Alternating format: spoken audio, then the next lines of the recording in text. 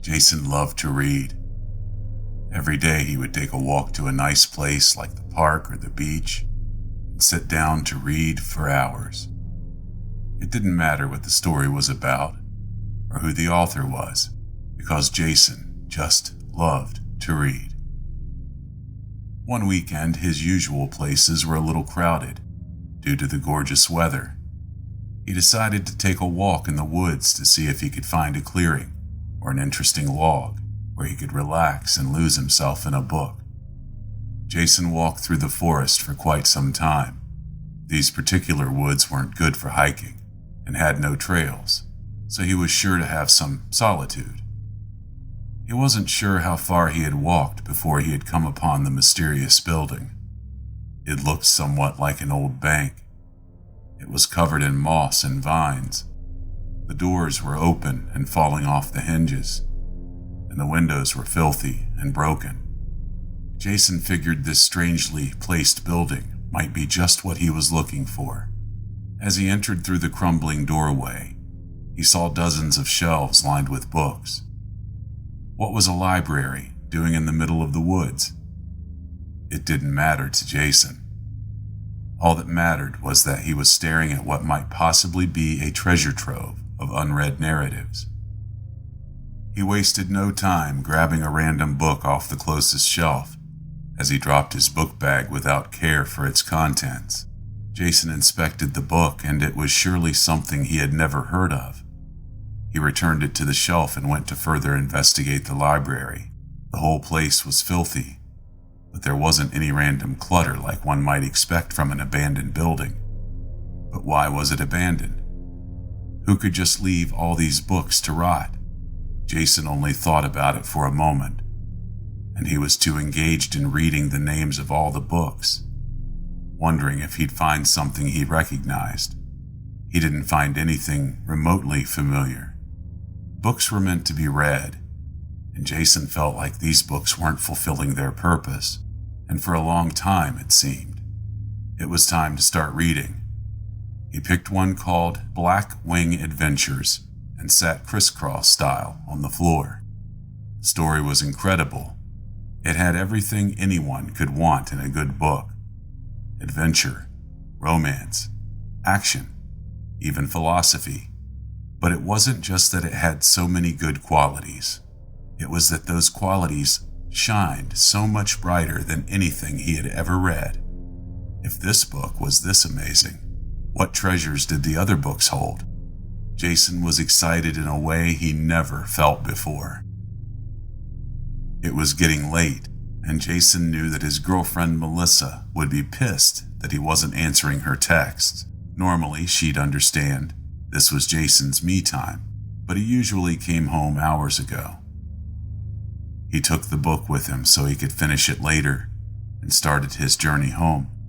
He wasn't sure if he would find the library again, so he marked trees along the way with a Sharpie he had in his book bag. Jason got up a little early the next morning so he could read. He grabbed his book bag and took out what he expected to be Black Wing Adventures. The book now had a different title: Love Without a Friend. More rummaging through the bag produced only his other boring books that he had previously been excited to read. Did he grab the wrong book? No, that wasn't possible. He hadn't let go of the book before putting it in his bag. It was obviously from the same library.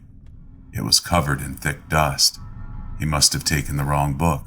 It was the only explanation.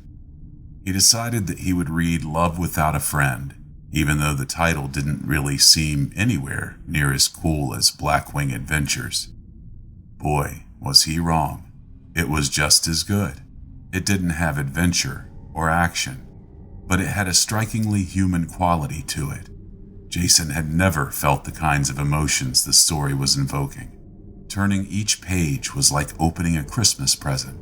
He couldn't wait to receive each word, each thought, each feeling. It was late, and Jason began to nod off. He didn't want to stop reading, but eventually he passed out. The next morning, he was still holding the book in his hands. It was still open to the page he left off on. and he started to read again. He had no idea what he was reading. The story had completely changed. There were different characters, different thoughts, different feelings. He closed the book and looked at the title. It was Men and Monsters. Jason was even more shocked than the first time. This book hadn't left his hands. He hadn't returned to the library to exchange it for another book. None of this was possible, and Jason was getting understandably freaked out. All he could think of doing was going back to the library. Maybe he could find one of the other books he was reading. Upon his arrival, Jason received a text message from Melissa that read, "Are you ignoring me?" He responded, telling her he had found a new spot in the woods to read. He left out the part about a mysterious library, figuring it would only lead to more questions. Once Melissa's concern had diminished, Jason shut off his phone. When he got inside the library, he searched long and hard for Black Wing Adventures or Love Without a Friend, but he was unsuccessful. In fact, none of the titles he remembered from before were anywhere to be found. Every book was different. Could this be another abandoned library? How could there possibly be? Even one seemed strange. Jason just wanted to experience what these books were capable of, so he didn't want to think about how strange the whole situation had become. He just wanted to read. He knew he didn't have much time, so he quickly grabbed a book called Our Nation's Last Hero. It was a political drama with as many twists and turns as a great mystery. Jason had never read anything like it. He rarely thought about politics, but it was suddenly the most interesting subject in the world. It started getting dark, so once again, Jason left the library and took the book he had been reading. He hoped it would still be the same book when he woke up the next morning. Unfortunately, it wasn't. Jason didn't know what to do. These books were amazing, but apparently he wasn't going to be able to finish one unless he read it in less than 24 hours. He was going to have to stay awake for a long time, so he packed his book bag with caffeinated energy drinks and a few deli sandwiches in case he got hungry. Jason knew Melissa would be looking for him, but he didn't care. He cared so little that he left his phone at home on purpose. And so it began. Jason was on a mission to finish one of the magical, changing books. What else could they be but magical? A book that changes every day. What an incredible thing. Though Jason had been upset about not being able to finish one, he was thrilled at the fact that he was reading books that no one else would ever read. If he managed to finish one, he would be as satisfied as he could ever be in his whole life. He chose a book called The Lion's Tears and began reading. As he read, he would periodically take a few swigs of energy drink and take a bite of a sandwich. Eventually, he ran out of drinks and began crashing from all the caffeine. It was just too soon. He hadn't finished the book. There were just a few chapters left, but he couldn't stay awake any longer. He hoped that he would wake up again before the book changed. When he awoke, it seemed as though the next day had not come yet, but the book had still transformed into something new. Jason decided he was wrong about when the change occurred. It wasn't when the next day came. It was whenever he fell asleep. Jason stopped leaving the library. He had no time to walk back and forth, or spend time with his girlfriend, or do anything other than read the magical books. He tried to stay awake long enough to finish one, but it was no use. He just kept falling asleep. Jason was getting angry now. This wasn't a treasure trove of beautiful works of fiction. It was a curse. He was obsessed with finishing one of the books, and it was eating away at his sanity. No food, no water, no contact with other human beings.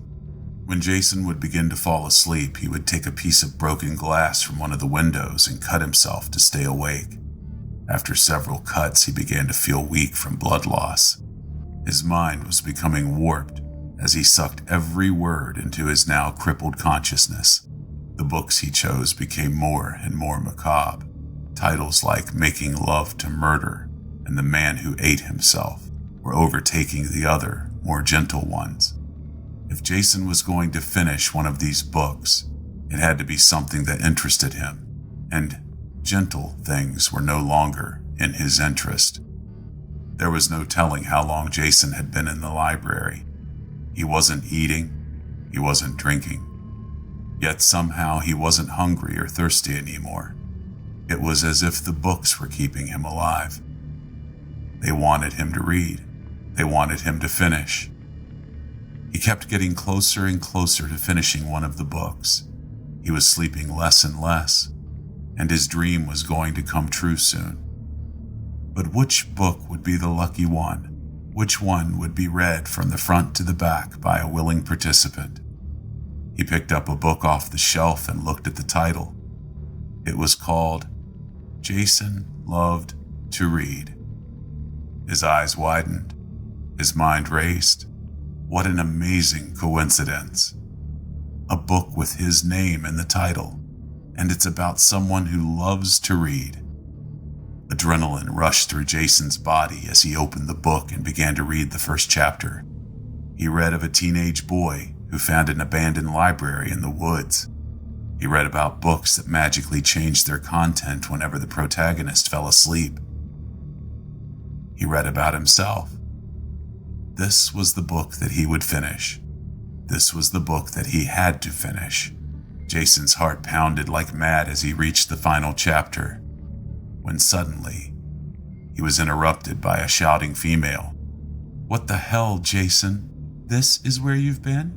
I've been calling. I've been texting. Everyone is looking for you. I only found this place because I happened to see those marks on the trees and thought that maybe you made them. Hello, Jason? Are you deaf?" Just then, she noticed the cuts all over Jason's body. She fell silent and took a step back. Here was her boyfriend, cut up and bloody, buried in a book, paying no attention to her tirade. "Jason, what's going on? Are you all right? Why won't you look at me, Jason?" Jason sat there with his legs crossed, reading his book. Melissa lost her temper. "Look at me, Jason. What the fuck?" She began to cry. All she wanted was to find her boyfriend and discover why he had been missing. She expected him to embrace her and tell her that they were together again, and everything was going to be all right. She ran to him, bent down, grabbed his arm, and shouted his name. In a split second, Jason grabbed a piece of broken glass, already covered in blood from using it to cut himself, and jammed it firmly into Melissa's neck. Her eyes became wild with fear as she gurgled and jiggled, eventually falling to the floor with the glass still in her neck.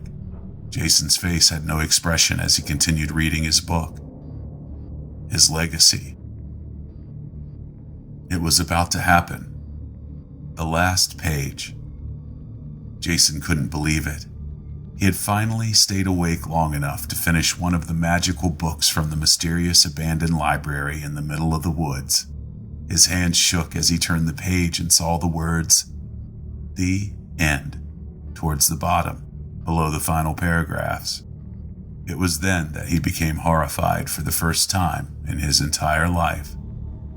The book ended with the protagonist, Jason, stabbing his girlfriend in the neck with a shard of broken glass. Jason didn't move, didn't blink, or even think. He just sat there in absolute shock. Was this really happening? Why did the book say that he killed his girlfriend? That was impossible. Jason was no killer. He just loved to read. He stood up and screamed a desperate primal scream, throwing the book on the floor next to Melissa's body. He looked at her as if noticing her for the very first time. There was blood all over the floor. Melissa was surely dead, and Jason must have been the murderer. He walked home in a daze and called 911 to turn himself in. According to Jason's story, the police expected to find Melissa's body in an abandoned building in the woods. When they arrived at the proper location, they found only her corpse amid the blood-stained leaves and branches. Nothing that resembled a library was anywhere in sight. The details of the trial and conviction aren't extraordinary, but what you may find interesting is what happened when Jason arrived in prison. His cellmate offered him a book to pass the time. Jason politely replied, "No thanks. I hate to read."